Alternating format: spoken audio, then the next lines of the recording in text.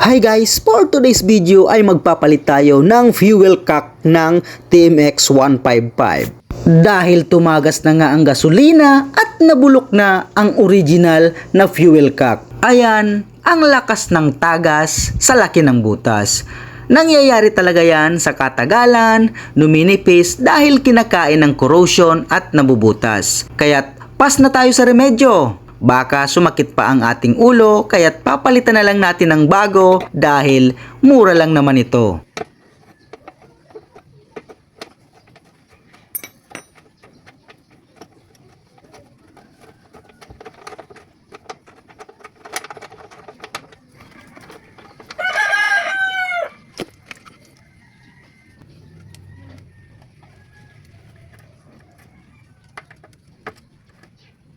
Problema, naiwan yung strainer, yung pinaka fuel filter, at tumigas na dahil sa katagalan, kaya naman mukhang mahihirapan akong tanggalin ito.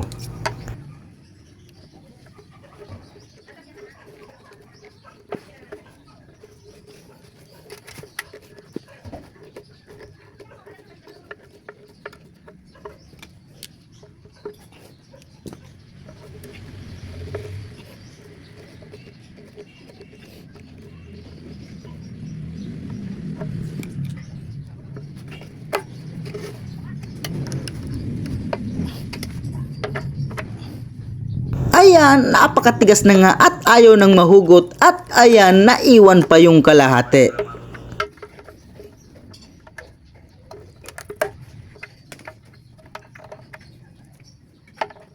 At dahil ayaw niya ngang mabunot, ang ginawa ko rito ay itinulak ko na lang siya papasok dito sa loob at saka ko na lang siya kinuha sa loob ng tangke. At eto po yung kaputol na nakuha ko. At eto yung fuel cock na ipapalit natin. So sa mga naghahanap po ng fuel cock para sa TMX 155, check out nyo na lang po dyan sa Yellow Basket. Napakamura lang po nito, promise. Huwag nyo nang hintaying mabulok o masira yung inyong fuel cock para hindi na po kayo mahirapang magtanggal nito. At para mas maganda na rin yung performance ng motorsiklo ninyo dahil nga sa magandang filtration ng gasolina at magandang flow ng gasolina papunta sa inyong karburador.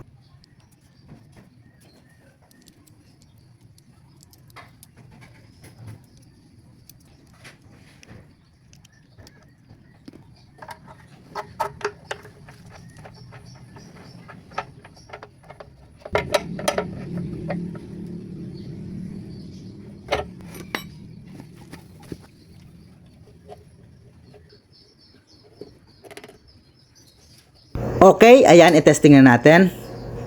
Yun, di ba? Ang lakas na. So once again, sa mga naghahanap ng fuel cock para sa inyong TMX 155, check out nyo na lang po dyan sa Yellow Basket.